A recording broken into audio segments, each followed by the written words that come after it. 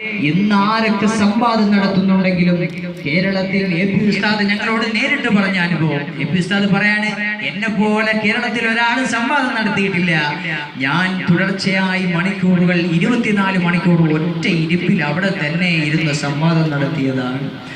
എന്നിട്ടോ 10 മിനിറ്റ് ഒരു ചോദ്യം ചോദിച്ചിട്ടൊരു വഹാബി ബോധം കെടുന്ന രൂപത്തിലേക്ക് ഉസ്താദിന്റെ ചോദ്യശരങ്ങൾ.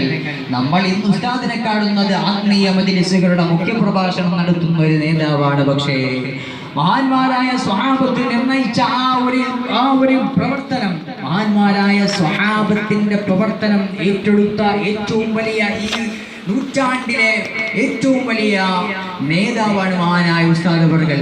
ആ ഉസ്താദ് അവർകളുടെ വിജയത്തിന്റെ എല്ലാം അടിസ്ഥാന കാരണം, മൂലകാരണം ഏതാണ്? ഗുരുത്വമാണ്, പൊരുത്തമാണ്. ഉസ്താദുമാർ പറഞ്ഞതനുസരിച്ചോ അതിനപ്പുറത്തേക്ക് ഉസ്താദിനൊന്നും ചിന്തിക്കാനില്ല. ഒരു ദിവസം ഉസ്താദിന്റെ കുട്ടിക്കാലം ഉസ്താദ് ഞങ്ങളോട് ശൈഖുനയോടൊപ്പം എന്ന സെഷനിൽ പങ്കുവെച്ചത് ഞാൻ എൻ്റെ സ്നേഹമുള്ള സുഹൃത്തുക്കളോട് പങ്കുവെക്കാൻ ആഗ്രഹിക്കുകയാണ്. ഒരു ദിവസം ഉസ്താദ് സഞ്ചാനം മീസാനം ഓതുന്ന കാലത്ത് ഉസ്താദിന്റെ അടുക്കലേക്ക് ശൈഖുന ഉസ്താദ് അവർകൾ ഒരു മുത്തഅല്ലിമാണ്. അന്ന് ഇന്നത്തെ ജിന്നത്തൊപ്പി എന്ന് പറയുന്ന തൊപ്പിയുണ്ട്, നിങ്ങൾ കണ്ടിട്ടുണ്ടോ? ജിന്നത്തൊപ്പി കണ്ടിട്ടുണ്ടോ? അതായത് ആ സമദാനി തൊപ്പി അല്ലെങ്കിൽ മാലിക തൊപ്പി എന്നൊക്കെ പറയാം, ആ വലിയ തൊപ്പി. ആ തൊപ്പി ആ കാലത്തൊരു ട്രെൻഡായിരുന്നു.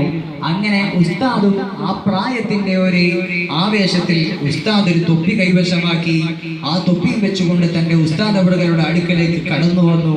മാഷാ അല്ലാഹ്, കടന്നു വന്ന സന്ദർഭത്തിൽ സ്വന്തം ഉസ്താദ് പറയാൻ, ബൂബക്കറെ, ഈ തൊപ്പി നമുക്ക് ചേർന്നതല്ല മോനെ, നമുക്ക് ഈ തൊപ്പി തലപ്പാവും തൊപ്പിയും തന്നെയാണ് നല്ലത്, അതുകൊണ്ട് അത് മാറ്റി വെച്ചേക്ക്. വല്ലാഹി ഞാൻ ആ തൊപ്പി അന്ന് ഊരി വെച്ചതാണ്, പിന്നെ ഇതുവരെയും ഞാൻ ഒത്തിരി തൊപ്പി ധരിച്ചിട്ടില്ല.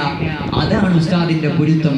സംവാദ വേദികളിൽ ഒരു മുജാഹിദിനെ 10 മിനിറ്റ് ബോധം കെടുത്താൽ മാത്രം, ക്ലോറോഫോം തളിച്ചിട്ടുള്ള ബോധകെടുത്തലല്ല, ചോദ്യശരങ്ങൾ കൊണ്ട് വീണുപോയി വഹാബി. നിങ്ങൾക്കറിയാം കൊട്ടപ്പുറം സംവാദം. നമ്മൾ ഇന്ന് കാണുന്ന സുന്നത്ത് ജമാഅത്തിന്റെ ഇസ്സത്തിന് ഏറ്റവും കൂടുതൽ കേരളത്തിൽ ഒരു പ്രതിഫലനം ഉണ്ടാക്കിയത് കൊട്ടപ്പുറം സംവാദമാണ്. സംവാദത്തിന്റെ നായകൻ ഉസ്താദാണ്. ഉസ്താദ് അന്ന് ചോദിച്ച ചോദ്യത്തിന്റെ മറുപടി ഇന്ന് വരെയും ആർക്കും അതിനെ മറുപടി പറയാൻ കഴിഞ്ഞിട്ടില്ല. ചോദ്യം, ശിർക്കിന്റെ നിർവചനം പറഞ്ഞു തരൂ. ആ ചോദ്യം ഇന്നും ബാക്കിയാണ്. ആ ചോദ്യത്തിന് മറുപടി പറയാൻ ഇന്നും ആർക്കും കഴിഞ്ഞിട്ടില്ല, ഒരു വഹാബിക്കും കഴിഞ്ഞിട്ടില്ല. അപ്പൊ പറഞ്ഞു വന്നത് ഉസ്താദ് അവറുകളുടെ അഗാധമായ പാണ്ഡിത്യം. ഉസ്താദ് അവറുകൾ എങ്ങനെയാണ് അവിടെ എത്തിയത്? നമ്മളെല്ലാം ഓരോ ഉസ്താദുമാരുടെ അടുക്കൽ ഓതി പഠിക്കുന്നവരാണ്. പക്ഷേ ആ ഉസ്താദുമാർ ഒന്നെങ്കിൽ സഖാഫികളായിരിക്കും, അല്ലെങ്കിൽ അസ്ഹരികളായിരിക്കും. ആ സഖാഫികളുടെ ഉസ്താദുമാർ ആരാണ്? അത് മഹാനായ ശൈഖുനാ ഖമറുൽ ഉലമാ ഖായിദുസ് സമാൻ ഒന്നരായ ശൈഖുന ഉസ്താദ് അവറുകളിലേക്ക് എത്തുന്ന പരമ്പരയാണ്. അതുകൊണ്ട് ഞാൻ പറഞ്ഞു വന്നത്, ആ ഉസ്താദിന്റെ പൊരുത്തം പാരമ്പര്യം എന്ന് പറയുന്നത് മഹാന്മാരുടെ തണലിലാണ്. വടകര മുഹമ്മദ് ആലി ഖദ്ദസല്ലാഹു സിറഹുൽ അസീസ് നിങ്ങൾ കേട്ടിട്ടുണ്ടാകും. കോഴിക്കോട് ജില്ലയിൽ വടകരക്കടുത്ത് പേരാമ്പ്ര സ്വദേശിയായ വലിയ മഹാനാണ്.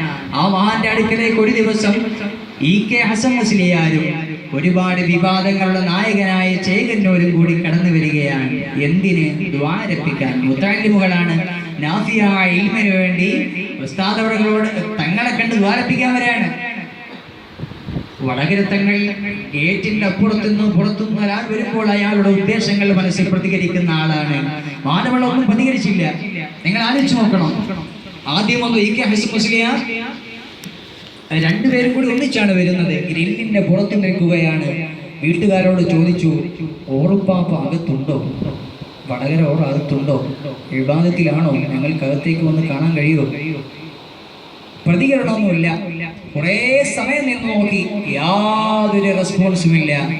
നിന്നു കാൽ കഴച്ചു, കൈ കടഞ്ഞു. മാനായ ഹസൻ മുസ്ലിയാർ പറഞ്ഞു, ഞാൻ ഏതായാലും കണ്ടിട്ടേ വരുന്നുള്ളൂ. ചേകന്നൂര് പറഞ്ഞു, ഇയാൾ എന്ത് വലിയ അതിഥികൾ പുറത്തു വന്നത് കാണാൻ വന്നിട്ട് പോലും ഇറങ്ങി വരാൻ കഴിയാത്ത ഇയാൾക്ക് എന്ത് വലിയ, ഞാൻ പോവുകയാണ് എന്ന് പറഞ്ഞ് ചേകന്നൂര് ഇറങ്ങിപ്പോയി. ഹസൻ മുസ്ലിയാർ അവിടെ നിന്നു. ആനായിക്ക് ഹസൻ മുസ്ലിയാർ അവിടെ നിന്നു. കുറച്ച് കഴിഞ്ഞപ്പോ വടകര തങ്ങൾ ഉപ്പാവ വീട്ടിന്റെ അകത്ത് നിന്ന് ഇറങ്ങി വന്നിട്ട് ചോദിച്ചു, ആ കാഫിർ മൊലിയാരി പോയോ? ആ കാഫിർ മൊലിയാരി പോയോ എന്നാണ് മഹാനവറുകൾ ചോദിച്ചത്. നിങ്ങൾ ചിന്തിച്ചു നോക്കണം. മാനവറുകൾ ഇനി വരാൻ പോകുന്ന ഈ ചേകന്നൂരിന്റെ പിഴച്ച വാദങ്ങളെയൊക്കെ മുൻകൂട്ടി കണ്ടിട്ടാണ് കാഫിർ മൗലിയാർ പോയോ എന്ന ആ ഒരു സംഭവം പറഞ്ഞത്. വളരെമായി തങ്ങളുടെ സ്മരണയിൽ അത് കാണാം. അതിന്റെ റിപ്പോർട്ടറായി ഞാൻ വർക്ക് ചെയ്തിട്ടുണ്ട്, കൂട്ടത്തിൽ പറഞ്ഞെന്ന് മാത്രം. ഏതായാലും അങ്ങനെ നമ്മൾ പഠിക്കാനുള്ളത് നമ്മുടെ ഉസ്താദുമാരുടെ ചരിത്രങ്ങൾ. മാനായ EK അബൂബക്കർ മുസ്ലിയാർ എന്ന് പറയുന്ന വന്യരായ AP ഉസ്താദിന്റെ സമകാലികനായ ഉസ്താദ്, അവിടുത്തെയോട് ക്രിസ്ത്യാനിസവും യുക്തിവാദവും പറയാൻ ഈ കേരളത്തിലെന്നല്ല ഇന്ത്യയിൽ തന്നെ ആർക്കും കഴിയുമായിരുന്നില്ല. ഒരു ഫാദർ EK ഹസൻ ഉസ്താദ് അബൂബക്കർ ഉസ്താദിനോട് സംവാദത്തിന് വരികയാണ്. എന്നിട്ട് പറയുകയാണ്, അതെ, ഞങ്ങളുടെ പ്രവാചകനാണ് ഈ യേശു എന്ന് പറയുന്നത്. ഈസാ നിങ്ങളെ ഖുർആനിൽ പരിചയപ്പെടുത്തിയ ആ ഈസാ നബിനെ കുറിച്ച് ഖുർആനിൽ പരാമർശമുള്ളത് ഹാഫിദീങ്ങൾ ഈ കൂട്ടത്തിലില്ലേ? എത്ര പേരുണ്ട് ഹാഫിദീങ്ങളുള്ള സദസ്സാണ്. ഏതായാലും ഈസാ നബിനെ സംബന്ധിച്ച് ഗുലാമൻ സക്കിയ, പരിശുദ്ധനായ ആത്മാവ് എന്ന് പറഞ്ഞുകൊണ്ട് ഒരു പരാമർശം. അപ്പൊ ഈ ഫാദർ പറയാൻ, മുത്തുനബീന്റെ പേര് പരിശുദ്ധ ഖുർആനിൽ വന്നതൊക്കെ മുഹമ്മദ് അല്ലെങ്കിൽ ഹുവ എങ്ങനെ ലമീർ മടക്കലാണ്.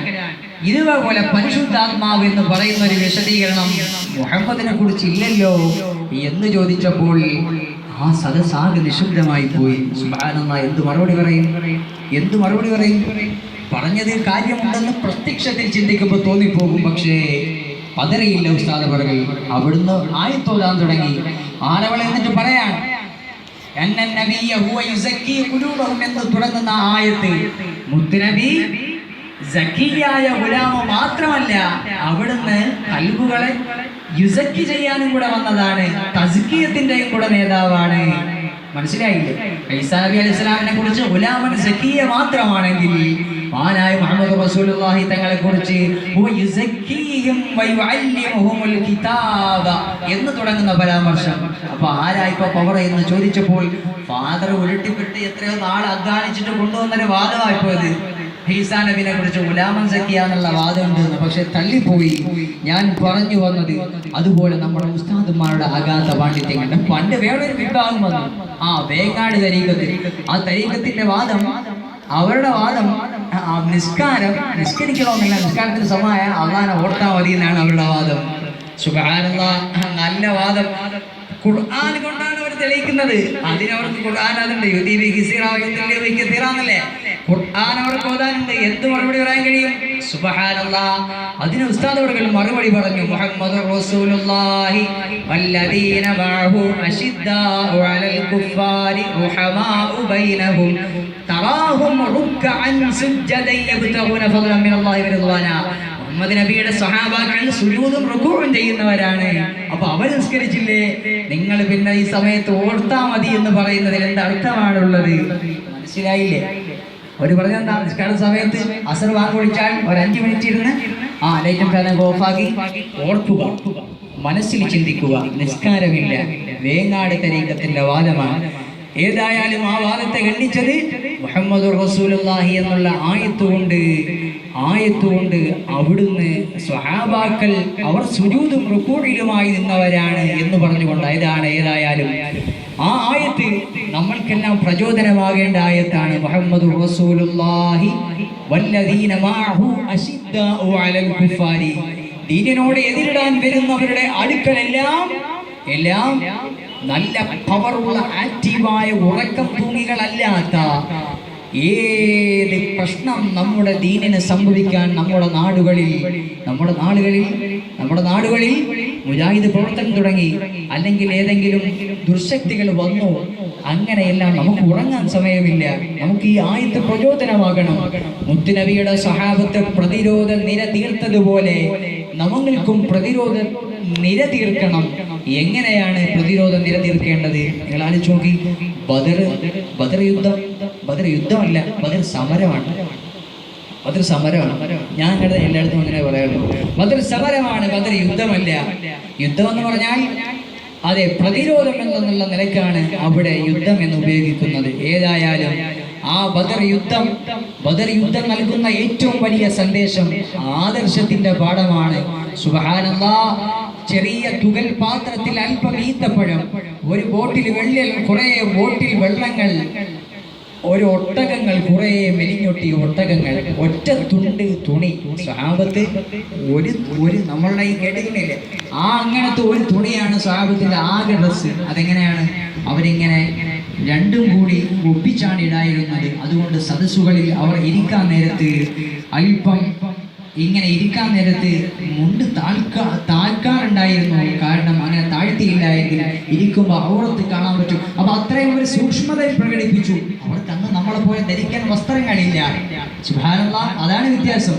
വസ്ത്രങ്ങളില്ല അവർക്ക് ധരിക്കാൻ. നമ്മൾക്ക് മാറി മാറി ഇടാൻ എത്ര ഡ്രസ്സുകളാണുള്ളത്, മാറി മാറി ധരിക്കാൻ എത്ര ചെരുപ്പുകളാണുള്ളത്, മാറ്റിക്കെട്ടാൻ എത്ര ഓയിലുകളാണുള്ളത്. പക്ഷേ സ്വഹാബത്തിന് അങ്ങനെ ഓയിൽ മുണ്ടുകളില്ല, കേട്ടി തുണികളില്ല, ഒരുപാട് ഇതുപോലുള്ള ഡ്രസ്സുകളില്ല.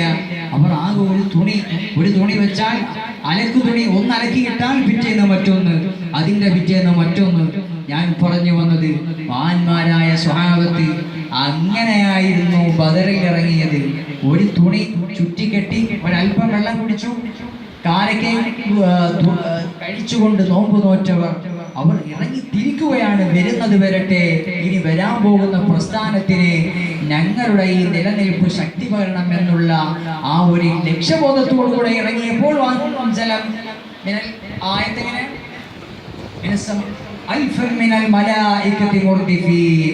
ആയിരം മലക്കുകളെ ഇറക്കിക്കൊണ്ട് അല്ലാഹു സുബ്ഹാനഹു വ തആല ആ സ്വഹാബത്തിനെ സഹായിച്ചു. അപ്പോൾ പ്രിയപ്പെട്ടവരെ,